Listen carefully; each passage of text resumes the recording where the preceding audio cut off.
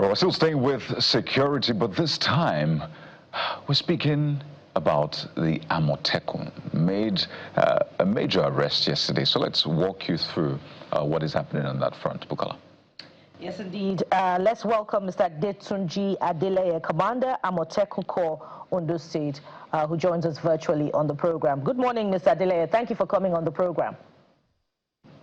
A very good morning to you. How are you today? Well, very well, thank you, and Happy New Year in advance. Same from here. So let's start very quickly. Reports came through that Amotekun in Ondo State, under your watch, arrested 39 terrorists, reportedly fleeing from Sokoto State, amongst some other criminals, totaling 100. What do we know about these 39 terrorists?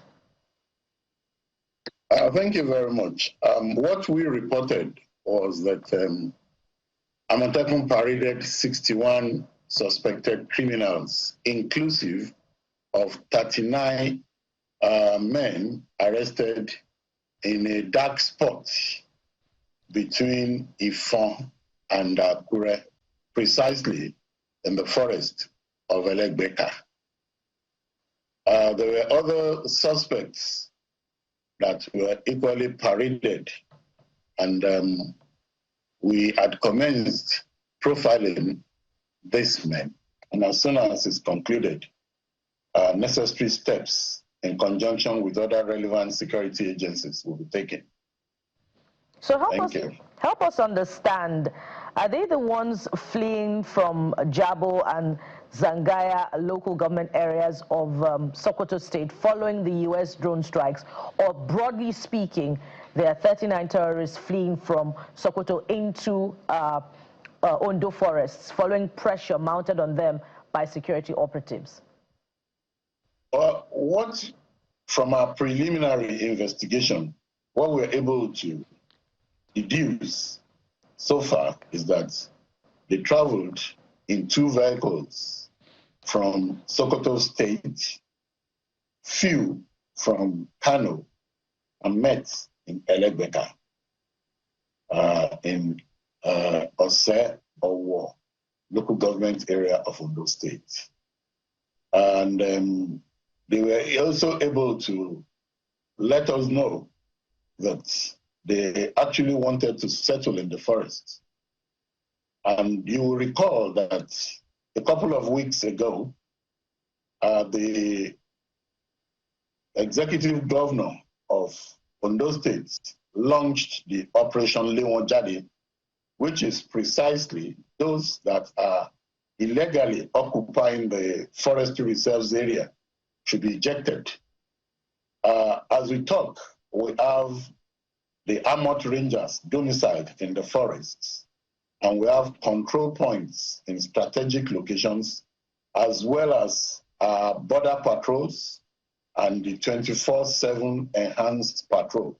So all these operations makes it very easy for us to detect when people are illegally occupying our forest reserves area. So it was during one of these operations that we were able to get credible information upon which we acted, and we were able to arrest 39 of them together. We then brought them back to the headquarters for detailed profiling. Right, so you were quoted as saying that some of these suspects said that they moved to the areas where they were arrested from as a result of the heat turned on them from their original place of location, yes, or what have you. I mean, please help us understand that context, because a lot of people interpret it as Sokoto State. That's exactly what some of them said, that as a result of the heat turned on them, because we found out that they claimed they've not been to Ondo State before. They don't know exactly where Elegbeka is. So to now find them hiding in the forest there, it looks somehow. So upon detailed investigation and interrogation was when some of them said they left Sokoto State as a result of the heat being turned on them. Well, so I see here that in the breakdown, some of them were arrested for breach of law and order, some for anti-open grazing violations, some for kidnapping-related offenses, some for even rape and gender-based violence. And robbery, armed robbery. And armed robbery as well. Were there arms and ammunition found on some of these people? Arms and ammunition were used by some of these criminals that were arrested. Right. So I'd like you to help us understand just how equipped Amotekun is. For the southwest states, this has been at least some sort of stopgap solution while they work towards state police. But a lot of people have said Amotekun can be way more than what it is right now in terms of the equipment that you have, in terms of firepower, intelligence, and all of that. In fact, a lot of people have used Amotekun as a model to say if Amotekun is able to work, then this is how state police can work. So where is Amotekun right now, and where can Amotekun be?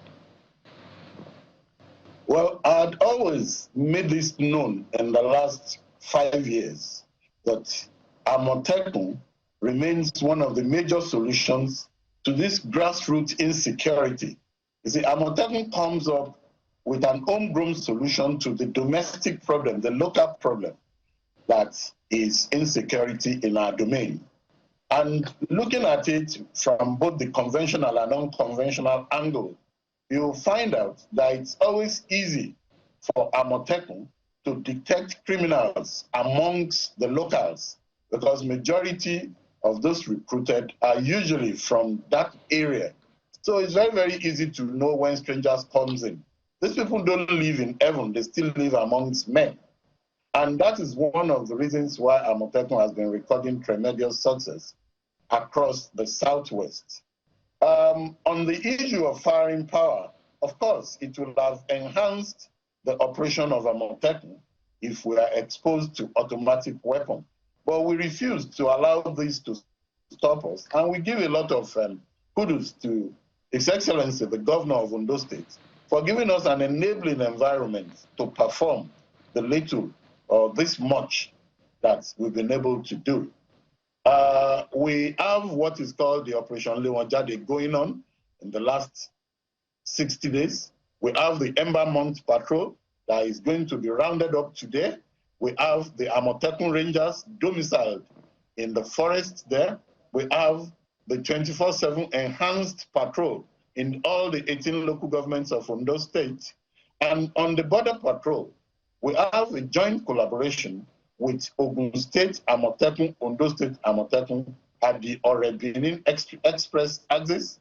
We have the same thing happening at the Ijuita-Ogbolu Ikere axis for the Ekiti Ondo axis, and ditto for the Osun Ondo axis, where we have the control post at Owena. So all this put together makes it very, very difficult for criminality to thrive. Across the board, we've been able to collaborate, all the commanders in the Southwest. I happen to be the chairman of the commanders of Amotekun in the Southwest. And we have been working together, meeting both physically and on Zoom to ensure that criminals don't run away from Oyo and hide in Osun or Ondo. All we need to do is to work together.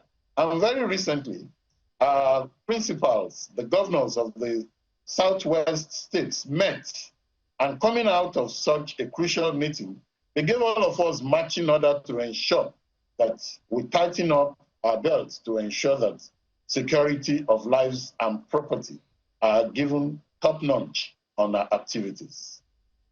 Well, from what you have said so far, I'm spoiled for choice as to what to follow up with.